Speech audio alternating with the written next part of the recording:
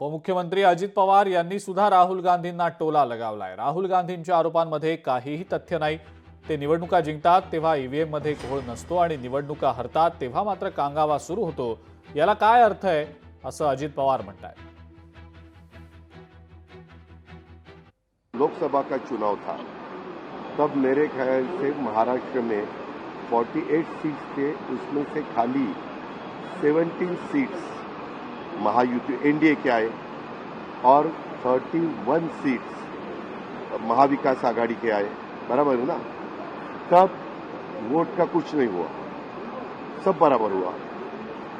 EVM machine सब एकदम perfect थे।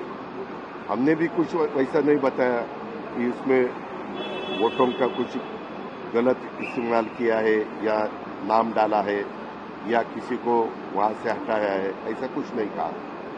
जब वो हार जाते हैं तो ये नया मुद्दा आगे लाते हैं।